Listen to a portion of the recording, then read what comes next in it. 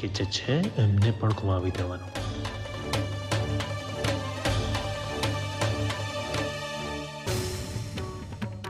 મને તો ખબર નથી પડતી આ બધું શું થઈ રહ્યું છે. જો ને પરી ક્યારની સૂતી છે અને મને ક્યારનો હાથ દુખી રહ્યો છે. લાવો હું તમને હાથ ઉપર માલિશ કરી આપું. ના સરગમ, પહેલા તું મને એ કે તમે વસુંધરાબેનને શોધવા ગયા હતા ને, એમનો કોઈ પત્તો મળ્યો?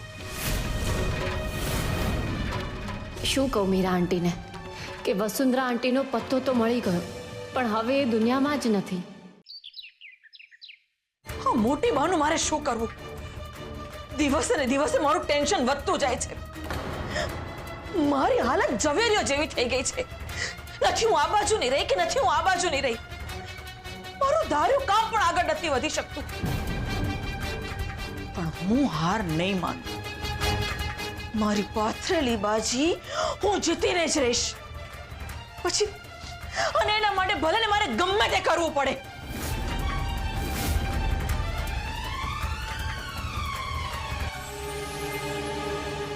મમ્મીજી,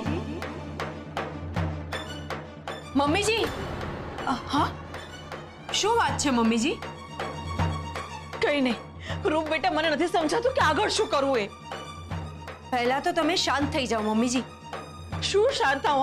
કેમ કરીને શાંત થાવ? બોલ.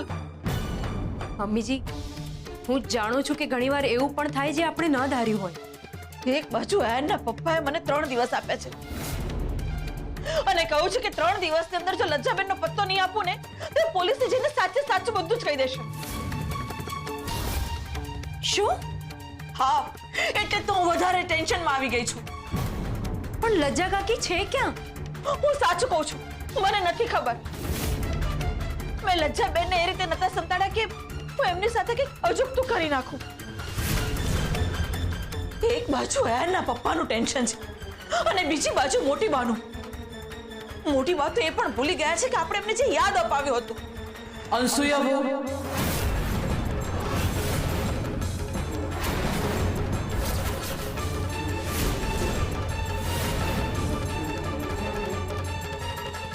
તમે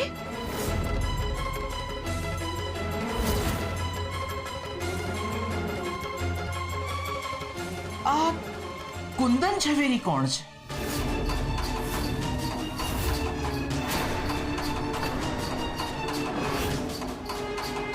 કુંદન ઝવેરી? હા, કુંદન ઝવેરી. આ નામ મેં પહેલા પણ બહુ વાર સાંભળ્યું છે. કોણ છે આ કુંદન ઝવેરી? મારે મળવું છે એમને, જાણવું છે કે કોણ છે.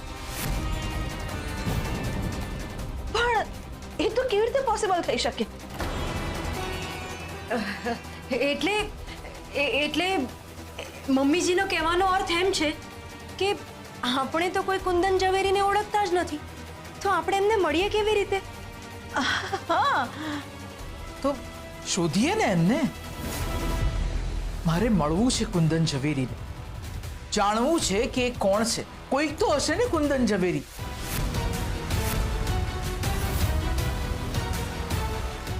શોધશો ને તમે?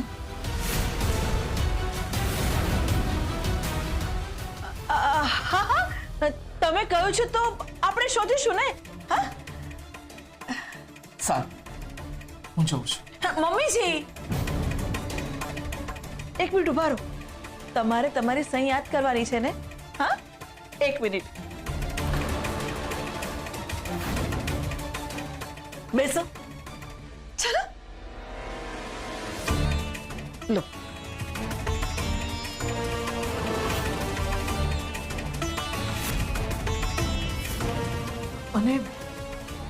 મને યાદ નથી આવતું કે હું કેવી રીતે સહી કરતી હતી. અરે આમ નહીં તો આમ સહી કરી જુઓ ને. કરો, યાદ આવી જશે.